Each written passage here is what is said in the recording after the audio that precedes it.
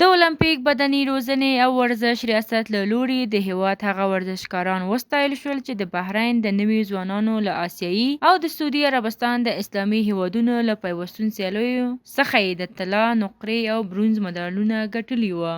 په همدې موخه جوړ شوو مراسمو کې د اسلامي امارات یو شمېر لوړپوړو چارواکو برخه اخیستې وه. غونډې ته د وینا پر مهال د افغانستان د اولمپیک بدني روزنې او ورزش ریاست عمومي رئیس د یادو ورزشکارانو هڅې وستایلې او ویل غواړي د هیواد د ورزش ساحه لا نوره هم پراخه کړي. پر وینا یې اوس مهال ټول هیواد کې د یاد ریاست سره ثبت 14 لکه ورزشکاران په بیلابیلو لوبو کې خپلو هڅو ته دوام ورکوي او زیاتوي چې د هغو ملاتړ برخه کې به خپل کوښښونه جاري ساتي. خولې توی کړي دي او د دغو تمریناتو خواریو او زحمتونو په نتیجه کې په نړیوالو رویدادونو په نړیوالو ورزشي میدانونو کې د افغانستان نوم لوړ کړی ده او د افغانستان دپاره افتخارات ترلاسه کړي دي.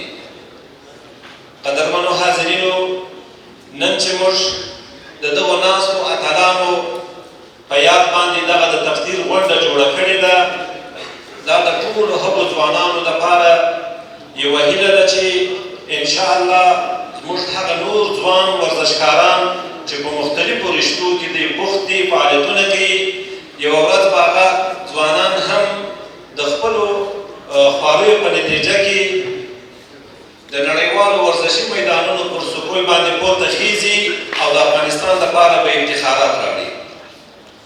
سږ کال الحمدلله موږ د ورزش په برخه کې بې سابقې لاسته راوړنې درلودې.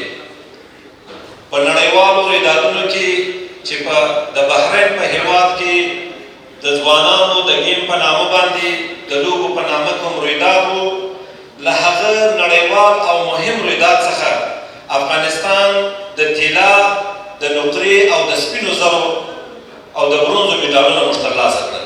د اولمپیک بدني روزنې او ورزش ریاست تر چتر لاندې د بیلابیلو لوبو لوبغاړو په تیرو څو کلونو کې د پام وړ لاسته راوړنې لري. د والیبال د آسیایي لوبو ترڅنګ ځینو نورو سیالیو کې افغان ورزشکارانو هیواد ته بیلابیل مډالونه ګټلي دي. په یادو مراسمو کې د اسلامي امارات ویان ذبیح الله مجاهد د ورزشکارانو د لاسته راوړنې بې ساري وبللې او په خبره یې ملاتړ ته یې ژمن دي. هغه وینا یوازې دا چې د ورزش بلکې په بیلابیلو برخو کې اوس مهال افغانستان د پرمختګ په حال کې دی.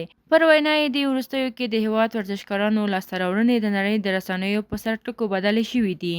افغانستان مثل که در عرصه‌های مختلف امید و خوشه و نکرامی می‌آورند. جوانای ما در عرصه سپورت و ورزش هم الحمدلله امید و روشن و افتخار می‌آورند.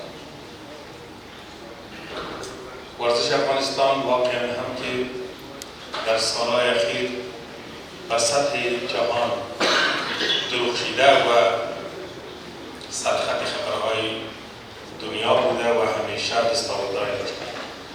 افتخار مثل که محترم دکتر صاحب فرمودند، تنها از اداره ورزش یا جوانای ما که در ورزش مصروف هستند افتخار تنها از ما نیست، بلکه واقعا افتخار برمیگرده به تمام مردم افغانستان و ملت افغانستان و کشور. همچنان که افتخار از تمام کشور و وطن است، ایجاب میکنه که حمایت تمام هموطنان ما و تمام ظرفیت‌هایی که در کشور داریم هم از سکتوری ورزشی ما ادامه پیدا بکنه و بیشتر شد. د یادونې وړ ده چې په دې غونډه کې چارواکو د اولمپیک بدني روزنې او ورزش ریاست سره د هر راز همکارۍ ډاډ ورکړ او عین وخت کې ټولو سوداګرو او پانګوالو باندې غږ وکړ ترڅو د خپل ورزشکارانو مالي ملاتړ وکړي چې هیواد ته لا نور ویاړونه هم وګټي. حسین صافی، موج نیوز، کابل.